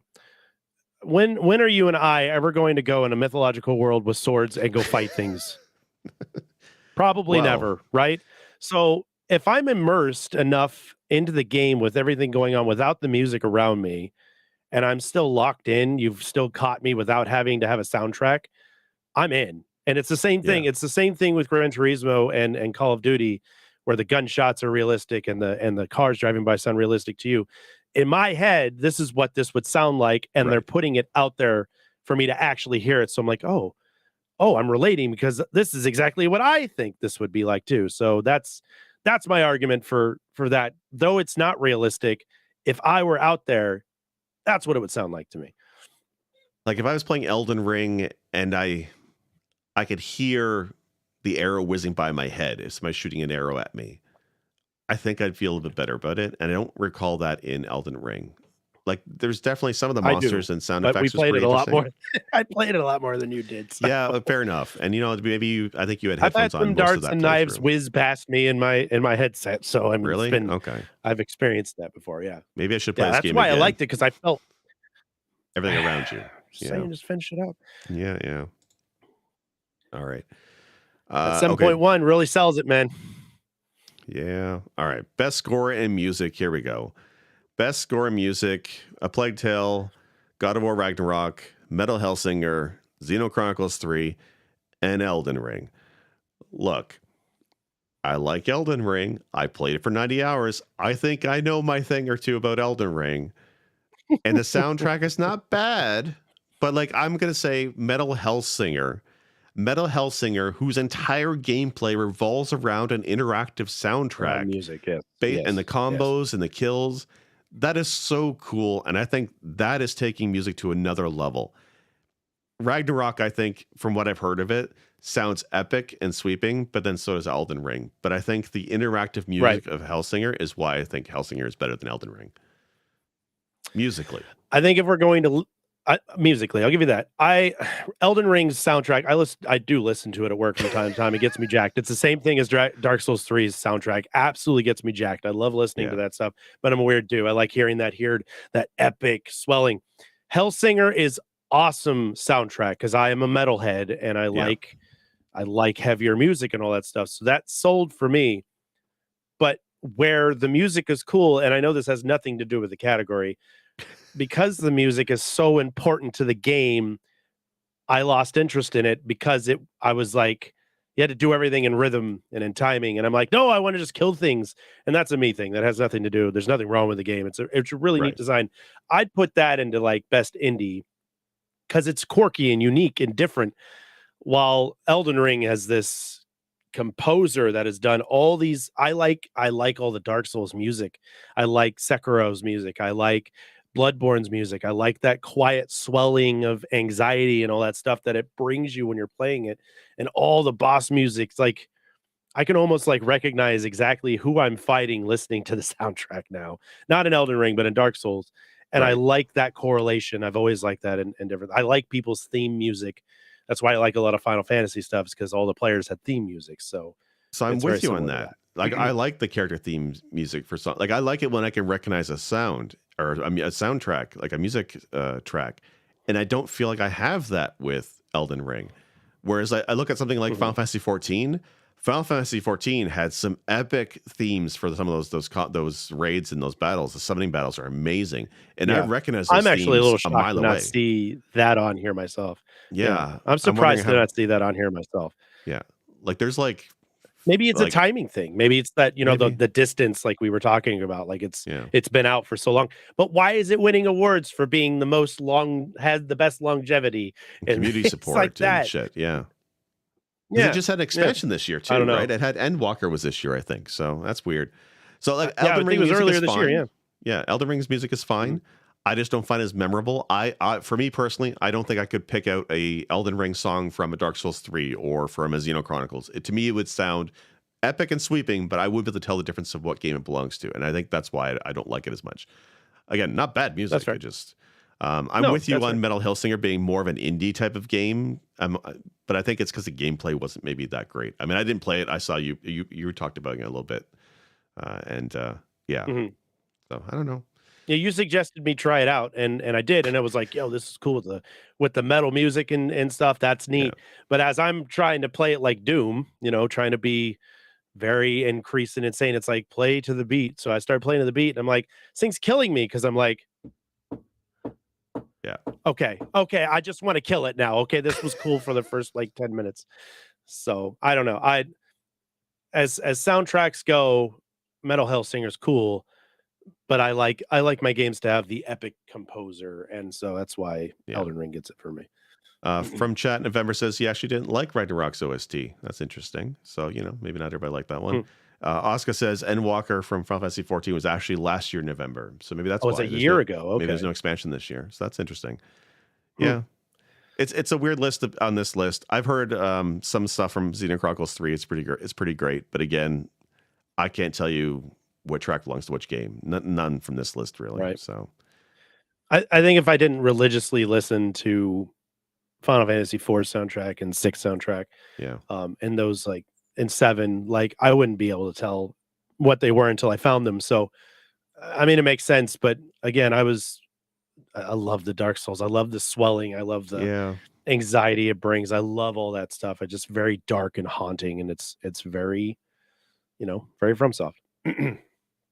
All right, so let's look at best art direction, outstanding creative or technical achievement in artistic design and animation. Elden Ring, God of War Ragnarok, Horizon Forbidden West, Scorn, and Stray. Best art direction, dude, Scorn. I didn't really care for Scorn, but that art and that style, they went so hard It with is that cool. Geiger style, and it It was is really cool. good. It is cool. Scorn was beautifully done artistically. It was a very different game than a lot of people had anticipated, but I kind of thought of it that it was going to be that way. I loved playing it. I'm not going to play it again, but it's not that Yeah, it was bad. I just, I think it's a one and done. There's not a whole lot to it. Even the achievements are like literally one and done. But yeah, I love Elden Ring. Just I love all the artwork, and I love the artwork. I love the design, and I can't think of one person. Maybe somebody in chat will probably speak up to this, but when you get out of the thing and you look out in the world and you see the tree sitting out there and you see all the stuff, you're just like, damn, this thing is big. And then it doesn't even it's bigger than it actually is. Like the yeah, expansion of the game, the areas are extremely well highlighted, so you're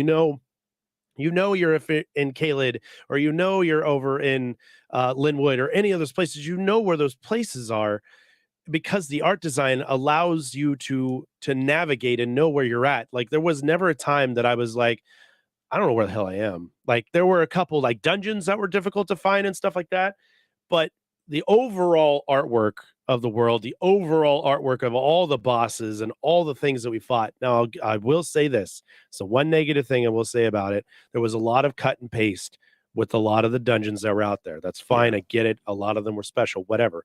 But the initial design of them was sick. Scorn on its own is a very, very beautifully done game with the whole Geiger look and feel to it. And it stays in. I mean, it does there's no point where it's like, we waver a little bit. No, man, that shit buys in start to and finish. stays in Yeah, from start to finish. So I give mad props to Scorn, and it's there, right there. Like it's yeah. right there with the Well, artwork and at how least it's beautiful it is. close. But I'm Like, I'm sticking with Elden Ring, but Scorn, it's all about the artwork with Scorn. It's all about it. I mean, that's yeah, what that game is for, is to literally just stare and look at it. yeah.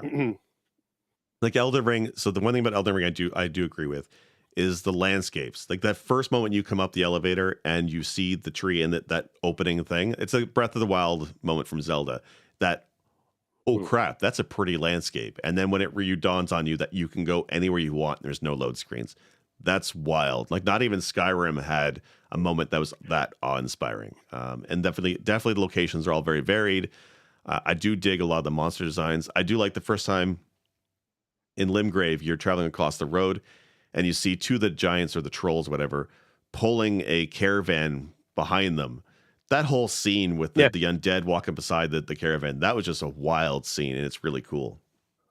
The only thing I don't Right. like, And it does that with like each area you go into, you yes, basically something have an similar. outlook of what you're going to see when you get there in Caelid, and it's all blood red and everything's dead, and it's just like Yeah. horrifying to be in Caelid. And then you get up to the Gold City, and you're looking out over all that stuff, and it's just beautiful. It looks like autumn while you're up there, and Yeah. just a lot of the creature designs are really cool, are Like very when you're well at done. the academy there, and the wizards with the weird multi-head faceted thing, like out of Yeah. Zardos, that Hmm. Connery movie from ages ago, or just yeah, there's a lot of wild designs in it. One of the things I don't like is there is a reusing of animations a lot, but I understand why, because they have a lot of bosses and to fill and pad out. So, but a lot of them use the same Right. animations.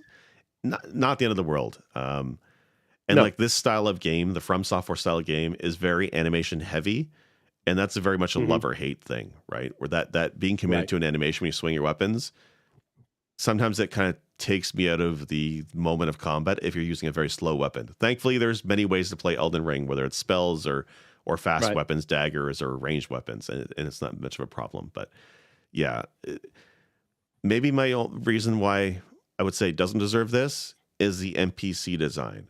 I find pretty much all of the NPCs in this game ugly, like not well designed. Like the people, the humans, the monsters are amazing, the bosses are amazing, Right. but the human NPCs look terrible to me, right? And some of them, like the lady wants to hug you constantly, or the guy in the weird armor with the faces on the shoulder pads, like everything in that Oh, one. that guy's What's that? dope. I love that. D. This D, D's his yes. name. The Yeah. armor looks just weird to me, and I don't get the design of those human characters. The humans seemed weird to me, and it didn't feel like it fit. But maybe that's me. I mean, but that's a lot of that stuff is leaning on the design of how Dark Souls design, or how FromSoft designs those characters. They all look kind of Yeah, awkward and weirdly shaped and spindly, like the Death Hugger chick. She's very spindly. She looks like yeah, she's got like spider arms when she's hugging you. And I think that's like the design. You're supposed to feel kind of like like when creeped these people out. are kind of Yeah. hanging out with you. So yeah. So I think you not liking them actually sells the artwork a little bit better, because that's Well, kind of their design to do that. So I will say the first time I saw the fingers coming up and the giant fingers, I yeah. confused the high Yeah. hell, and we'll get to that later. But the design of them was creepy as all hell, and it definitely was a moment. Yeah. I could almost agree with you on art direction for Elden Ring. There's parts of it I don't like, and parts of it I do think are forgettable. But the landscapes Mhm. alone are so awe-inspiring and so amazing in Elden Ring. So, all right, art direction. That game doesn't feel small, and it doesn't look small. No, It is it's exact. It not is small. exactly what it's epic. It's an Yeah. epic map. And when you start, you're like, God, this game is so big. And the more you play it, the bigger the world actually gets. Yeah. It's really cool. All right. So That's here's what a she said. category that you and I have been trash talking for 2 weeks. Best narrative. Narrative. Yeah. Best narrative, and I got to read this one. Best narrative from the Game Awards is for outstanding storytelling and narrative development in a game. And the nominees were A Plague Tale Requiem, Elden Ring, Ragnarok, Horizon Forbidden West, Immortality. Fuck all these games, but especially fuck Elden Ring for best narrative. Chard, I got 2 questions for you, okay? Humor me. Mhm. What is the story of Elden Ring in like 3 sentences? You are basically a fallen person coming back to take claim of the Elden Ring and of the lands between. There you go. You're coming back to take what you've been banished out of, to get it back and make it yours. You are now free to go do that. You were banished and unallowed to do this. Your Who? race How do you know is you're kicked out banished? because You you were weren't a demigod, because the demigods kicked you out. Your character And was a they have the demigod. Elden Rings. No, the bosses are the demigods. You were banished by the demigods. Your race, the Tarnished, were kicked out. And now once the ring shattered, you get to go Okay. back in and say, fuck this, I'm taking this shit over again, Do son. you go into And then the lands between, because now you're not banished anymore? You've snuck back in, and now you want to get the Elden Ring to become something called the Elden Lord, which I don't quite understand what that means. Okay, Chard, what do you explain mean? to me What does it mean? You are the Lord of everything. You are a god. They don't tell you that though. Where do they tell you Yeah, they that? do. The Elden Lord is the Lord of everything. They tell you that. all your items and shit have a little fucking insert, and you can read about it, and it tells you what they do and what they're doing. Chard, tell me about the Dung Eater, Chard. Yeah. What's up with the Dung Eater? How is he narratively He's a fucking important? mass murderer dickhead. That's what he is, and you fucking beat his shit up. You can either help him and be a dickhead with him because he's also tarnished, or you can kill his ass, which is what I did, and that was it. He's just a mass murderer. He's basically I don't know, give me a mass murderer, and that's who he is. Just he's covered in shit. That's his thing. So he just covered in dung. That's just the thing. And he may or may not eat it. Or maybe it's just a bad reputation thing. Yeah. But they don't explain any of this shit, though. I read his quest dialogue. He mentions nothing about why he's covered in shit. You read about it. No. I looked it up. Why does it matter if he's covered in shit or not? Why is that a selling point? When your character is called the Dung Eater, if he's called a Dung Eater and he's in the fucking opening of the game where they announce all the different demigod bad guys, in the they feature and the Dung Eater, and you're like, what the fuck? When I first played this game and they said Dung Eater in the first 30 seconds, I'm like, what the fuck am I even playing now? It makes no sense. Yeah. Well, you need to process information better, sir. I don't know what to tell you. Look, or you just need to look harder. Before this episode, I went and looked up several articles on Elden Ring lore explained. Every fucking article said the same thing. According to the wiki, is what they said, or according to item descriptions or spell descriptions, all the lore and story in this game is in text in item descriptions, not dialogue, not cutscenes. Yeah, look at the items. How's that good? How's that good story and narrative? That doesn't make sense. Because it's in there and you pick up items and you read about them and it tells you what they're doing there. Opposed to Ragnarok, which is like a sweeping cut scenes. Every boss encounter, there's this huge cut scene and the story with you and your son, the father and son talking about whatever. That's a story. Elden Ring has almost no story. Listen, if I want to watch a good story and just have it be shoved in my face, I'll watch Harry Potter. Okay, it's right there. Lore's right there in front of you. Yeah. I want my lore to be difficult to find and challenging to read. That's what I want. But that's not best. That's not the best story and Elden narrative. Ring wins. Elden Ring wins. No. It is the best. It is the best story narrative. It has lore. Amongst these other 5? Yes. Plague Tale Requiem is only story, as far as I know. Horizon Forbidden West has a cool post-apocalyptic. What happens when the Earth is fallen to whatever, and there's technical dinosaurs and all kinds of crazy shit. That's all story. But it doesn't have demigods. Demigods. But it has dinosaurs. Nope. And it has cutscenes dialogue and actors talking. Have demigods. It doesn't have somebody called the Dung Eater who says 3 lines of dialogue. It doesn't have a chick who wants to hug you and damage your stats for some fucking reason. And none of they may all have items that have descriptions, but they have story around those descriptions. Elden Ring has nothing. What's the deal with the fucking tree in Elden Ring? Why is the tree such a thing? Unless you look at item descriptions, the tree is what you don't know everything. Jesus Christ. I'm not going to get in this argument with you. You're shallow and pedantic. There's no story here. Like, name me 5 characters that don't start with G and R. I'm going to feed you this right now. This is going on YouTube right now and on Spotify and other places. Most lore information I've had to go find from anything from FromSoft, I would have to watch a video to understand what the fuck is going on, because I'm not the type of guy that's going to go out of my way to read an item description. I'm going to say, I got the fucking blade, the blood blade sword. That's what I wanted. Yes, it is very convoluted. It is very deep to the point of where you have to go and look on the internet. You have to go hear somebody else tell you how it all fits into place. The only reason I know the things that I know is because I did my due diligence and went and looked and listened and was like, what's this guy? So no, it is not. I'm going to say it right now. I'm going to pick it because it's just to piss you off. But to be completely honest with you, it is absolutely convoluted and such an absolute mess. It is not given to you comfortably like Horizon Forbidden West is, or God of War, or even Plague Tale Requiem. It is not given to you easy. It is something that you literally have to dig through. But I will say, on the argument of it, is that once you figure it out, then it's really cool. Like, once you get it and you understand it, then it's like, that's cool. He did that. That's cool. This whole world was created out of this whole thing, and the Rodan and the malaria fights and all that stuff, the Hilda tree, all that stuff, which again had to be looked up and found. But once it was found and I got who these people were, it's like Game of Thrones, right? You don't know Yeah. who 90% of these assholes are, and they're talking about all these fucking people's names.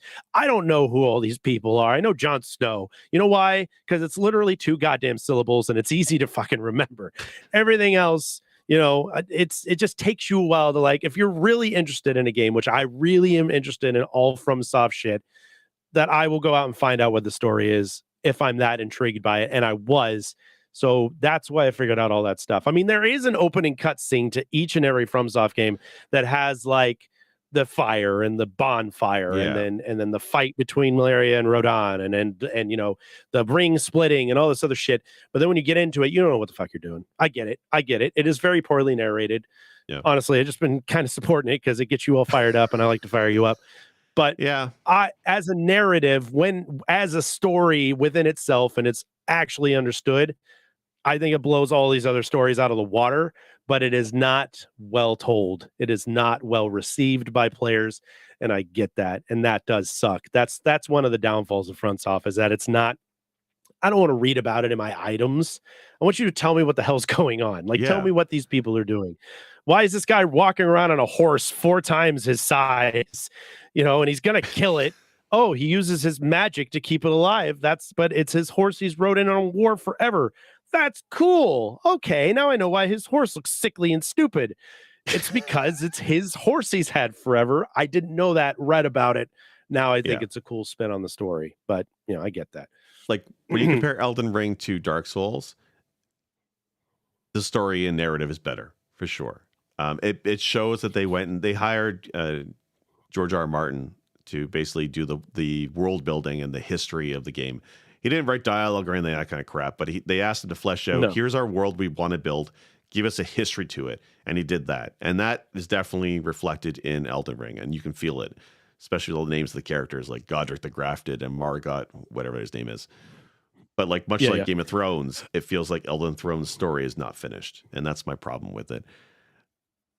Like atmosphere, absolutely amazing. Like we said, you go into Caelid or you go to the Volcano Manor, like the atmosphere is definitely great. And that's part of narrative too. It's not just story and dialogue, but it just reeks of like the dialogue you do have with NPCs feels just like Twin Peaks, like just nonsense to me. And some people like Twin Peaks. And I love Twin Peaks. I'm a big Twin Peaks fan. So I get it now. I mean, okay. No, right. I mean, I like things to be a little obscure, and I like to go like look forward and dig through it so I can get a better understanding of it, where it's on like the surface where I go, okay, these people are here. What is their deal?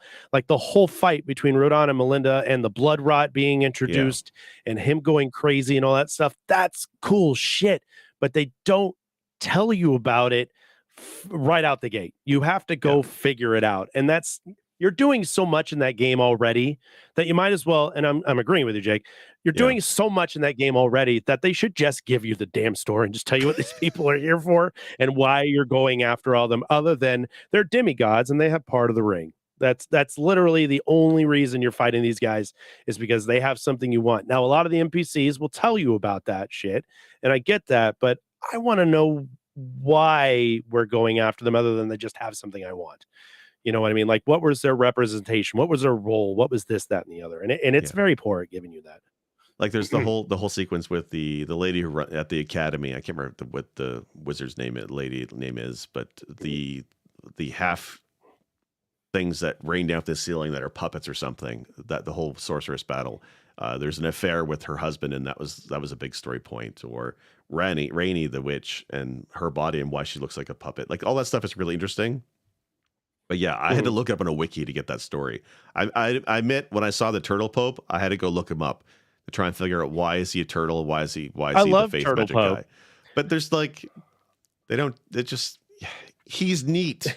But yeah, and that's the thing. So I'm glad you agree with me ultimately that the story is weird.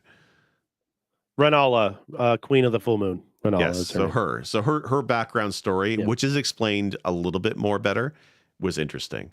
But yeah, Elden Ring's fantastic, but best narrative, I don't know. All right, we got two left. I think it's poorly executed, but I think the story itself is stellar once you get into it. But again, like Nathan's saying, no one's probably ever really figured out exactly like the deepest, darkest things. They haven't figured out Dark Souls yet. They certainly haven't figured out Elden Ring yet. So Yeah, and there's something to be said for a movie or something where the director's like, people need to think on this, and it's something that'll be debated amongst fans for decades to come. Maybe that's Elden Ring's story. People debate on the reasons and lore and what they mean in the grand yeah. scheme of things, like the Matrix. People debate the Matrix even now, whether you think it's deep or not. People still debate various aspects of it. Maybe that's the thing with Elden Ring, and that's fine. And I think that's why it's designed the same way. All those Dark Souls, all those games are designed that way. Why are you doing it? So that it leaves you open to the interpretation of what you want it to be. So, you Right. know, as poorly as it is narrative, maybe the choice is the problem. Right. Maybe that's, you know, what it is. All right. I'm scared to look at what game direction even means, but let's look at best game direction real quick. Awarded for outstanding creative vision and innovation in game direction and design. That feels a lot of the same words in the other categories. We got Elden Ring, God of War Ragnarok, Forbidden West, Immortality, and Stray. I'm really surprised Stray is on all these categories. I'm telling you, I feel like they're forcing it. Yeah. Like, do they need all these categories? A lot of these are. Yeah. But here's the thing about this. Again, I'm picking Elden Ring, but here's the thing. Other than my lack of knowledge in mortality, I'll give you that. These are all sequels.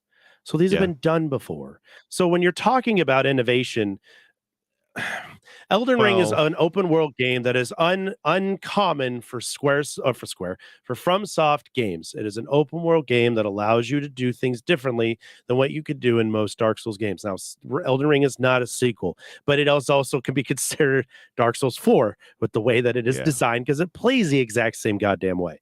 Yeah. So as I would pick Elden Ring, I'd have a hard time picking God of War Ragnarok, because God of War did it in the last one, and Forbidden West did it in Zero Dawn.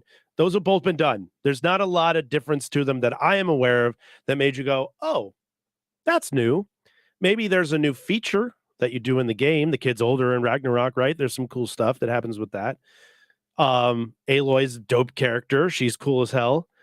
Stray is original. It's a new thing. Yeah. It's not anybody's sequel, and I don't know enough about Immortality to say yeah or nay of that, but going Elden Ring, because I love Elden Ring, so that's the winner of this one. I'm with you in Ragnarok and Horizon. This feels